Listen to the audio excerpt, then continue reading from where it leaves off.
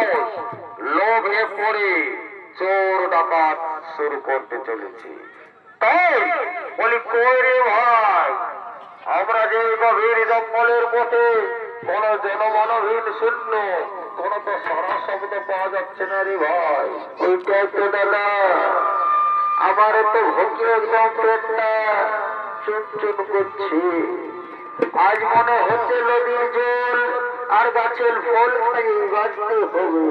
সেটা তো নয়, ঠিকই বলছি ভাই, আমরা হয় গাছের ফল নদীর জল এইসব খেয়ে জীবন কাটাবো, কিন্তু ঘরে যে ছোট ছোট বাচ্চা রয়েছে, বুড়া বুড়ি যে মা বাপ রয়েছে, ওইটাই তো দাদা, ওইটাই তো আমার টেনশন ঢুকে গেল।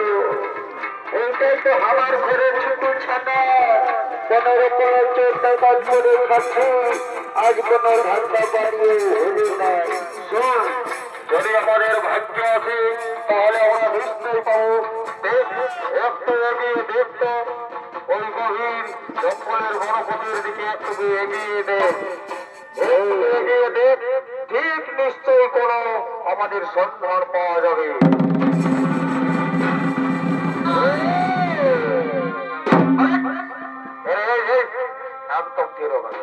যেটা বলেছি সেটাই সঙ্গে সঙ্গে কাজে লেগেছে।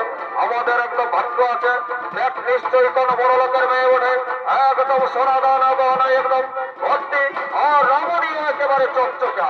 আমি একে বউ করে নিব। আমি বলতে না, তুই কি ওকে বউ করবি? আমি বউ করে নিয়ে নেব। কেমন লোভী দেখলি।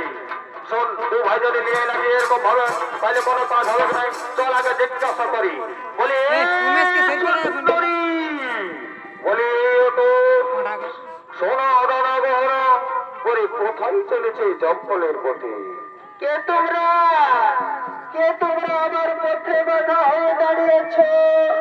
আমি হলাম করিরাজের কন্যা সুবর্ণা। আমরা হলে সেটা কাটিয়ে দাও, তাই আমাদের লুণ্ঠন করাই কাজ। তাই আমরা চাইছি তোমার সোনা দানা গহনা আমাদেরকে দিয়ে দাও। আমার পথ ছেড়ে দাও, আমার নেত্রী আদেশ আমাকে পালন করতে দাও। শিক্ষাই দেবে নারী, আর বিলম্ব নেই মরণ, এক্ষুনি লুণ্ঠন করো।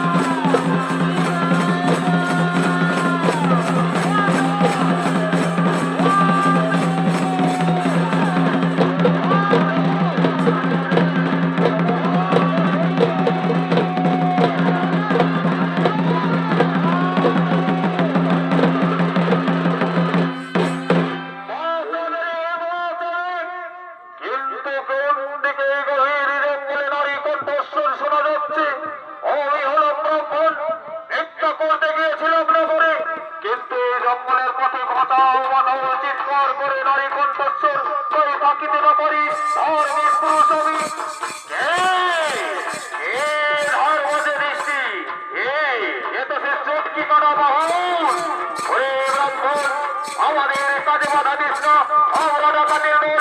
ভাই, এই ব্রাহ্মণ দেখে ফেলেছে নারীকে লুণ্ঠন করতে।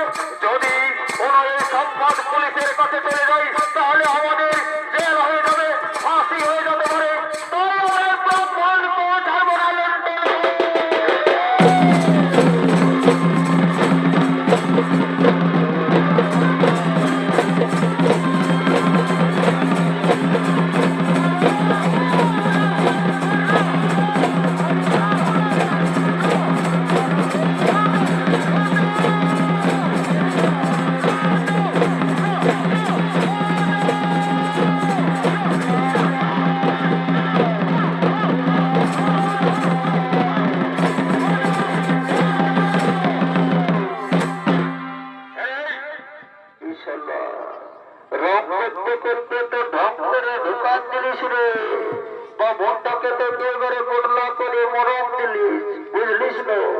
এখন গায়ে গায়ে সেবিং ঢুকে আছে, যদি খবরটা পাই যায় সোজা একদম পুরুলিয়া জেলে সালা জামিনেই হবে নাই। চলো শোন, আর একটা দেরি করা যাবে নাই। যা আছে দেখতো ওদের ঝুলিয়ে দেব আর সোনা দানা গয়না সবকে লুট কর আর এখান থেকে আমরা সব পালিয়ে যাবো চলবে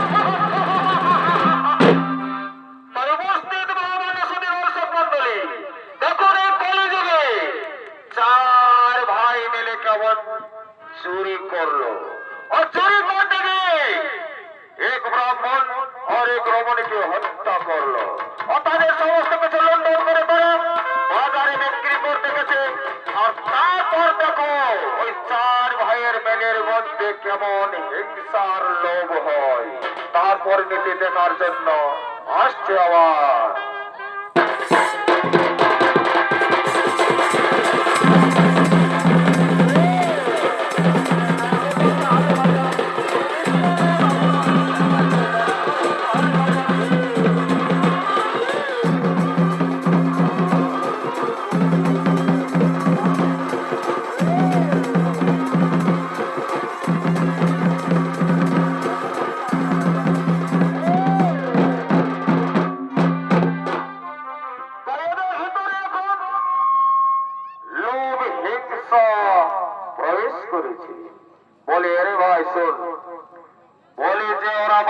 সোনা দানা বিক্রি করতে গেছে আর সঠিক দামে যে বিকবে সেটা কি বলবে না আমার মনে হচ্ছে শালারা টাকা পয়সার ভাগ দিবে কে দেয়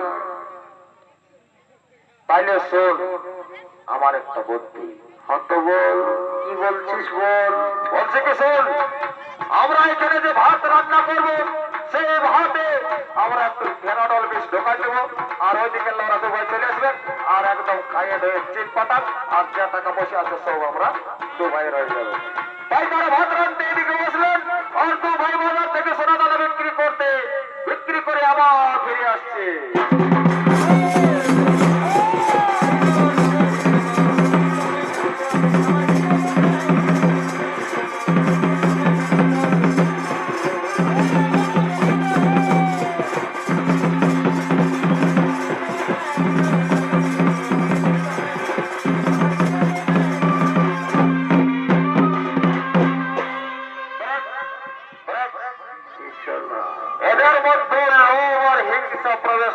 যখন টাকা পয়সা ছিল না তখন ভাই ভাই কত মেল ছিল অনেক অনেক টাকা পয়সা হয়ে দেখো এদের কি পরিণতি হচ্ছে বলে শুন বলে যদি দু ভাই ভাগ করি তো বোকার কেমন হবে আর ওই দু ভাইকে চার ভাগ করলে তো কমে যাবে না সেটা তুই ওসব ঠিকই বলেছি তো অত তোর খাবার কি দরকার আরে ভাই তুমি পয়সা হলো বুঝলি তো চোরের ধন মাদলের পয়লা দিয়ে দিয়েছি তো তাহলে ঠিক আছে আমার বুদ্ধিটা শোন বলি আমি ওইদিকে তো বলতেছিলি ধনে বড় বড় নাট্য নিয়েছি রে আর সেই জোয়ারি গাছটার ওই খিটকায় ইঁদুর মোড়া দিকে আমি ইঁদুর মোড়া নিয়ে নিয়েছি আর ওই লাট্টু গিলে ইঁদুর মোড়া বিষ ঢোকাই দেবো আর দু ভাইকে দিয়ে দেবো খাইয়ে যাও দেখে এবার চিট পাটা বুদ্ধি আছে ঠিক আছে তাহলে এটাই হবে ওরাকে সালাম ওরা ঢোকা দেবো আর টাকা পয়সা সব আমরা দিয়ে নিব কোথায় আছি এইদিকে আছি না বলি আমরা তখন থেকে ভাতরা দিয়ে ভাবছি বুঝলি এই শোন এর এই কথাটা সেইটা বলবে না কানে কানে চুপ চুপ বিষ ঢোকাচ্ছি না হ্যাঁ ঢোকাচ্ছি তুইও ঢোকাচ্ছি না হ্যাঁ ঢোকাচ্ছি ঠিক আছে তো বললে আমরা বড় বড় লাট্টু আনেছি রে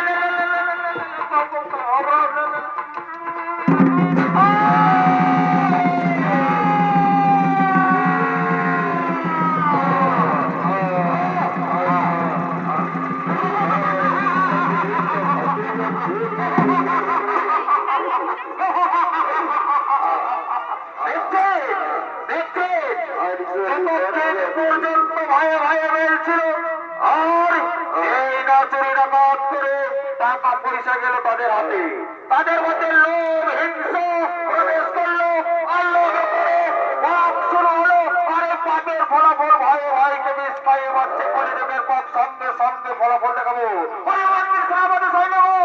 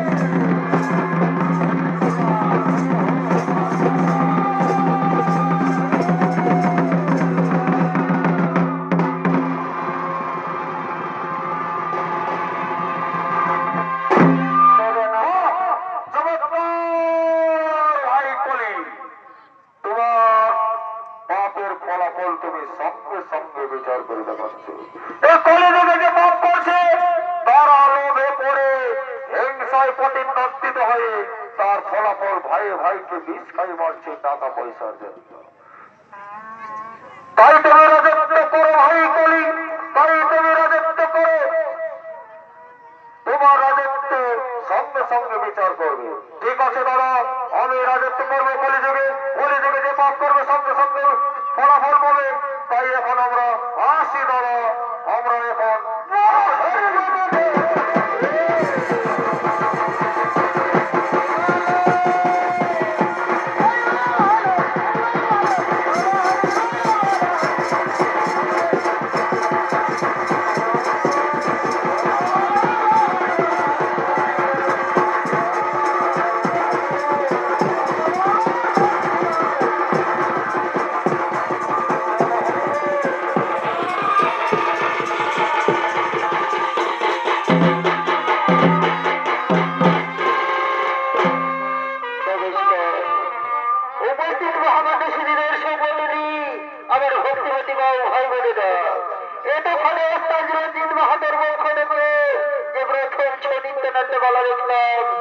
এখানেই করলাম সমাপ্ত। নমস্কার, দণ্ডবোধ, জোহার জোহার।